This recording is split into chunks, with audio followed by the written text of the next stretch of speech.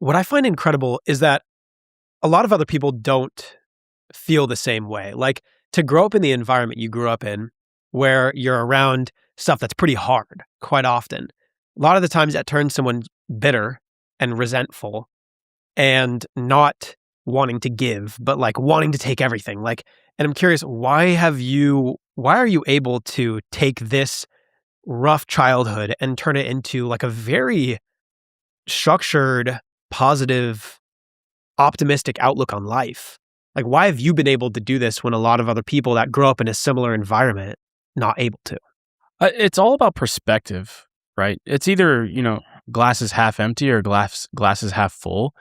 You can look at things, and this is away from, like I say, gambling. You look at it negatively, so you don't have that addictive personality with it or whatever. But everything else, you want to look at it in a positive way. Like in 2024 on July 4th, I had a firework hit my eye, and like I had 20/20 vision. I was perfectly fine. Someone lit a firework and it tipped over and it shot me in the eye, and I lost vision in my left eye. So I have like this huge lens, right? And I can like barely see out of my left eye, even with the lens on. Not once was I like, oh my God, like this sucks. My first thought was, wow, the clickbait for my videos is going to be awesome. It's all about perspective and how you look at things. You can't always look at the negative where, I can go, like if I was on my scooter, I can try this trick, but I don't want to because I might break my leg. Or you could look at it as, I'm going to try this trick because if I land it, it's going to be crazy. Not like, the feeling of landing it is going to be awesome. Was that an intentional decision that you made at a point in time in your life where you're like, okay, I'm going to start looking at things positively? Or has it always been like a subconscious thing that you never really had to fully like think about? I think it's always been like subconscious. It's not like something I forced. I've always like looked at things like from different perspectives because like growing up, right? Sure, I slept on the floor, but thankfully I had a house to sleep in. Sure, I had to drink cereal with fake milk or whatever, but at least I was able to eat food. There's many things that you have to look at, and then you just have to be appreciative and thankful for, even if it's, to the normal standards, if it's weird and, poor, but, there's people in the world that are even, there's always worse. There's always worse. So you always have to be appreciative and thankful for what you have and what you can do.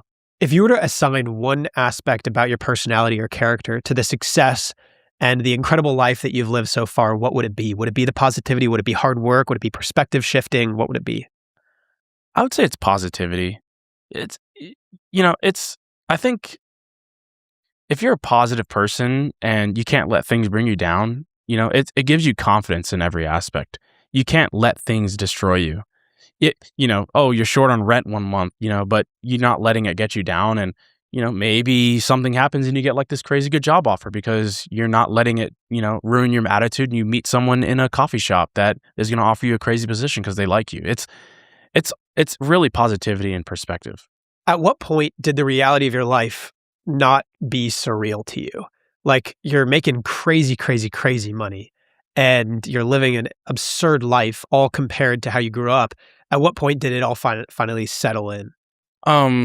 Probably sometime last year. I'd say probably like late last year, maybe after my birthday, which is in August. So yeah, about late last year.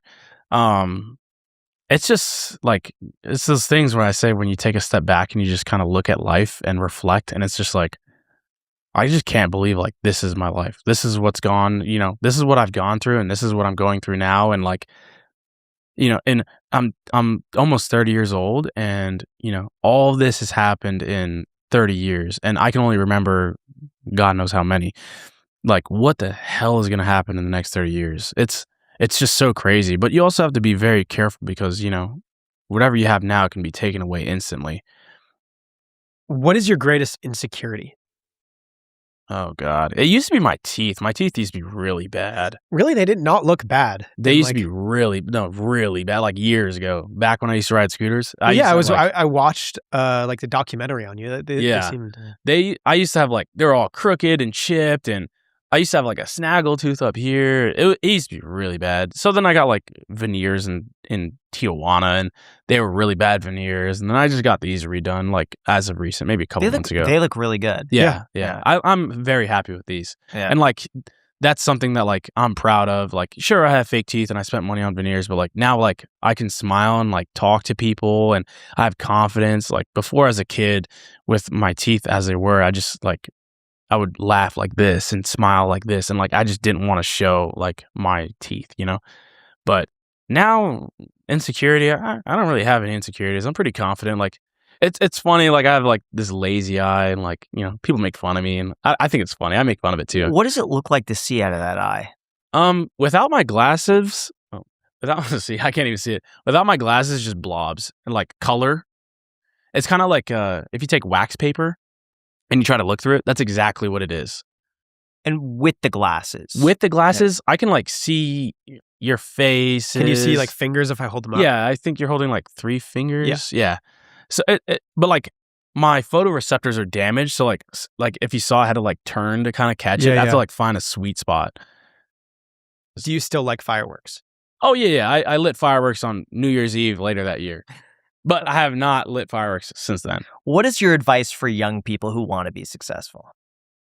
Let's see. There's hard work. There's planning, you know, staying positive, not letting things get to you, even little things, you know, you stub your toe, laugh at it. You know, I think it kind of, if you can laugh at yourself at minor things and then you start gradually getting into the bigger things, you can start laughing at yourself. Like, you know, oh, I backed into a wall. It's like, oh God, I'm like an idiot, you know?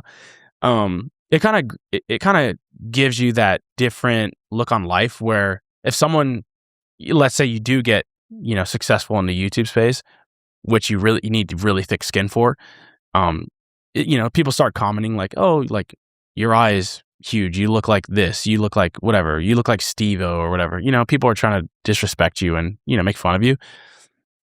I think if you just start training yourself, that'll help. Not just in YouTube. I guess that's with anything. Yeah, I think the work ethic is the main thing, you know.